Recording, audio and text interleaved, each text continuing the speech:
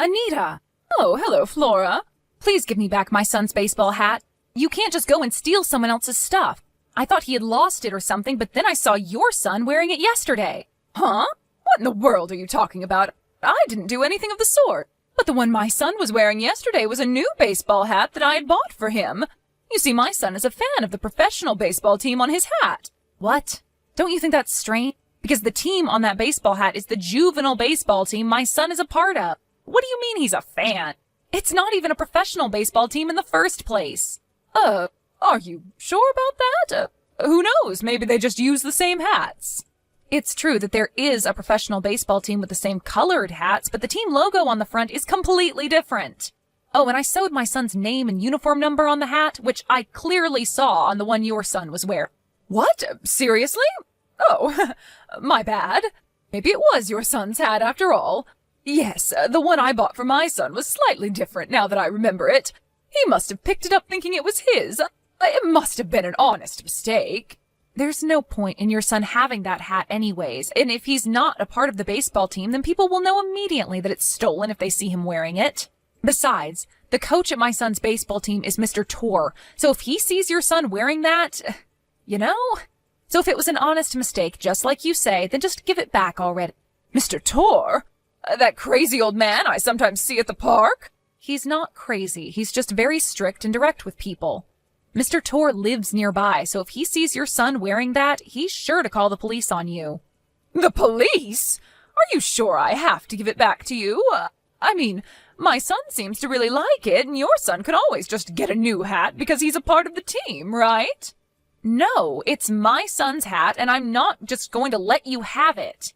If you don't want to have the police called on you, then give me back the hat. Fine, I'll put it in your mailbox.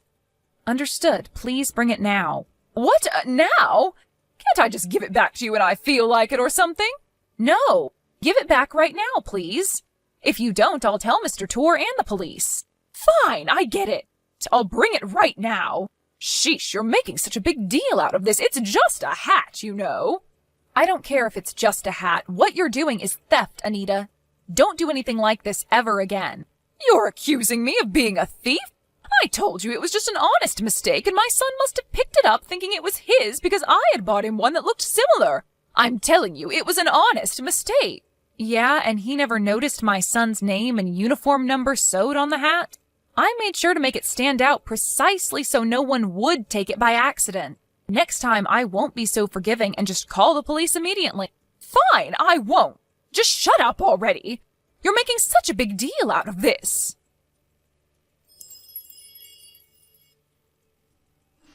Hey, Flora, I saw you entering your house just now. What in the world are you doing? Huh? What am I doing? I went to the supermarket to buy some stuff. You went to the supermarket? I don't think you have the luxury to be doing such things considering the situation. You called me out so many times before, but when you're the one in trouble, you just lie like it's so easy for you. That's what's called a hypocrite, Flora. All I ever do is make honest mistakes, but what you're doing right now is simply despicable. What? I don't know what you're talking about, Anita. Why are you in such a fuss? Your child just got taken away by an ambulance. I don't understand how you can just be so calm. Huh? Are you sure that it was my child? Yes, he was wearing your son's hat. I don't know who called the ambulance, but you noticed it come, right? There were so many people watching as well. I don't get why you can just pretend you don't know what's happening.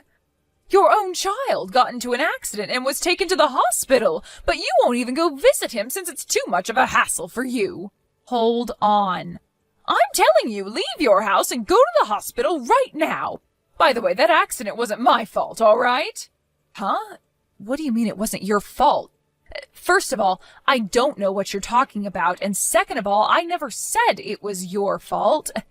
Anyways, my son is in the house right now, so it can't be him. Huh? Are you sure about that? Yeah, he's practicing baseball in the yard right now. What? He's practicing baseball? But he just got into an accident and was taken to the hospital. How could he have recovered so fast? Are you being serious right now, Anita? I'm not saying that he's already back from the hospital, but that he was never taken to the hospital in the first place. The ambulance you're talking about is the one that drove by our house on the way to the main road, right? Yes, that one. So your son was taken to the hospital after all. No, I'm telling you, he wasn't. Are you even listening to a word I say? Why do I even bother talking to you? At the time the ambulance came, I was at the supermarket across the main road. When I got home, I saw there was a crowd of people gathered at the side of the road. I saw there was an ambulance as well, so I thought something must have happened, but I didn't bother looking and just went inside. Oh, and once I got home, both my son and mother-in-law welcomed me back, which means that my son wasn't the one who was hospitalized, and I don't know what you're talking about. But, and this is completely unrelated, but we already moved. Huh? Oh, when did you move? You see, my husband was relocated at work, and so we decided to move to where his new office is. We've already bought a new house.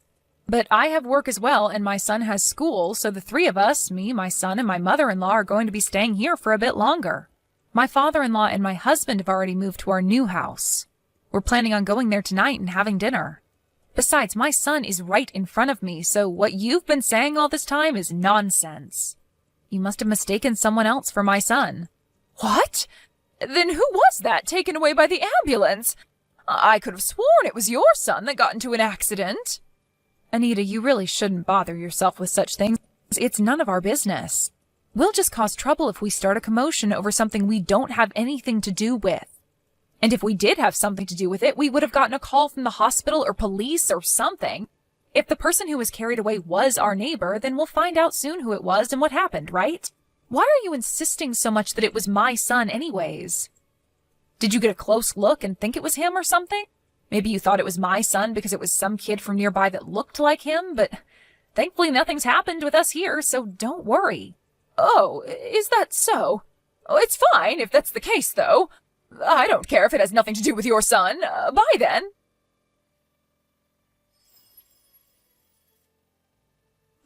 Hello, Anita? I found out who was taken away by the ambulance yesterday. You seemed to be bothered about it a lot, so I'll share the information with you. Who was it? Apparently it was the son of Mr. Tor, the coach at my son's baseball team. What? That was Mr. Tor's son? Yep. I went to today's baseball practice with my son and saw that Mr. Tor's son wasn't there. So I asked him about it, and he told me about yesterday's accident. Apparently a bicycle that was going full speed crashed into him when he turned a corner. Luckily, he wasn't seriously injured, but he hit his head, so he went to the hospital to have it checked up just in case. Oh, is that so? I'm glad nothing serious happened to him. But apparently the person that ran into him fled the scene, and they still don't know who it was. What a sick person.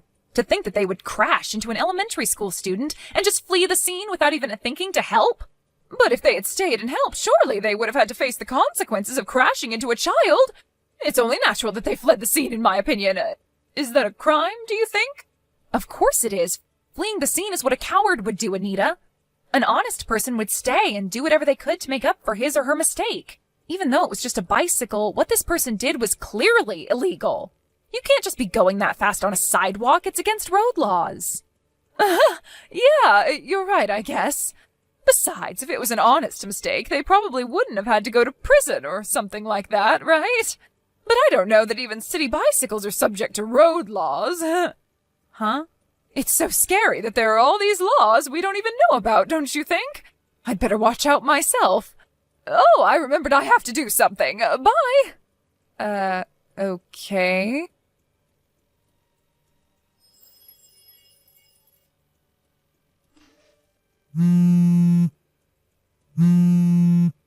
Flora, something terrible has happened.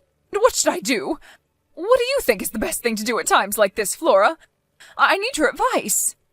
Why are you panicking so much? The police are at my front door. I'm scared to open it, so I'm pretending that no one's home. What? You can't just pretend to not be there when the police are at your door. I'm pretty sure that's illegal. If you didn't do anything, there's no reason to be scared of the police, so why don't you just open the door and see what they want from you? No, I'm not going to open the door. Why not? Because you did something and that's why you're hiding from the police? Huh?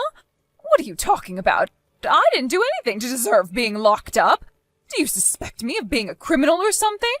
I never said that you did anything that would get you locked up. And if there's nothing suspicious about you, then there's no need to hide from the police, is there? I mean, well, I didn't mean it like that. It's just that...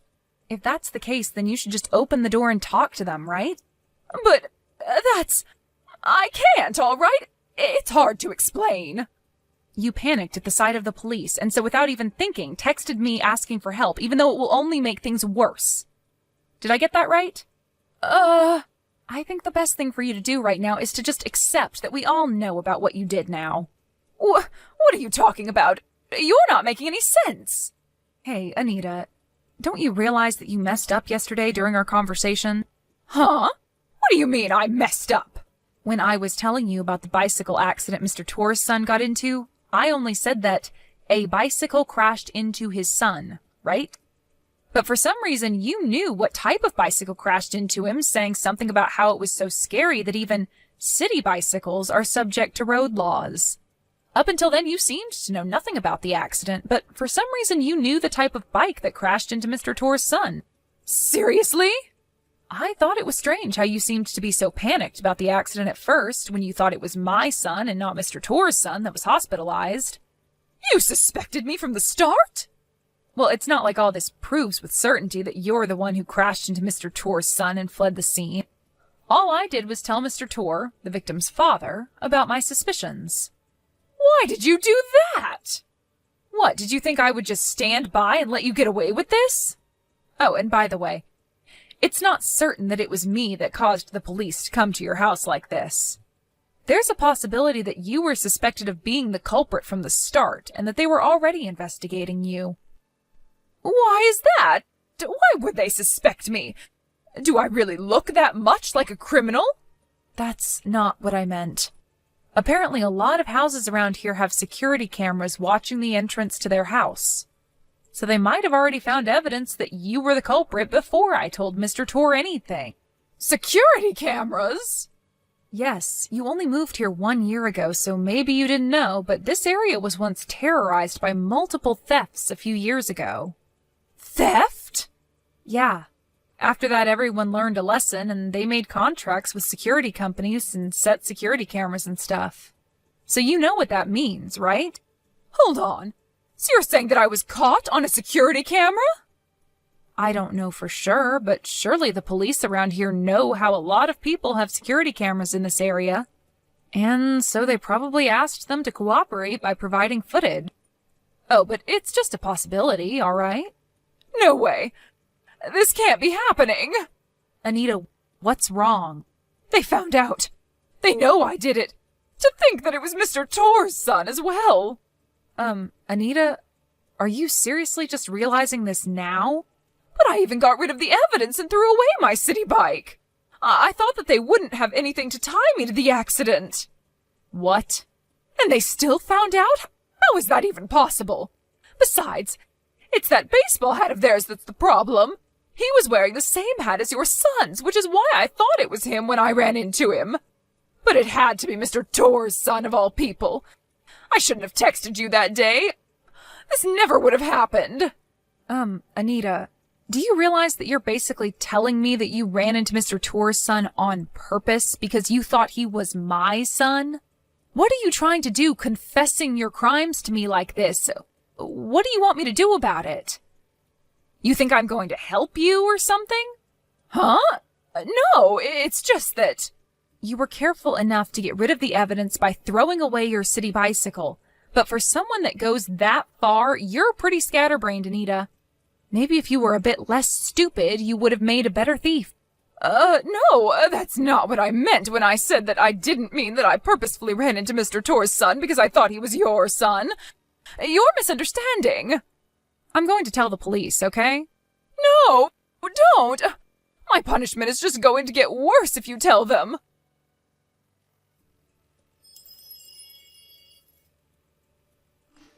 Apparently the police knew from the start that she was actually home and just pretending to not be there. Anita tried to flee from the back door, but they were already waiting for her there and captured her. Apparently she was arrested without even undergoing an investigation first. Oh, and the city bicycle that she disposed of was apparently stolen as well. After a bit more investigation, the police found out that she's guilty of several such petty crimes. and so Anita was locked away behind bars. Anita's husband, on the other hand, went to all the families that Anita had caused trouble for and apologized, and after that he divorced Anita and moved, bringing their children with him. Anita's parents fled without saying a word, ashamed at what their daughter had done. So when Anita finally got out of prison, she had nowhere left to go. And since she still had to pay for several alimonies and hospitalization bills and stuff, she was hardly free, even though she just got out of prison.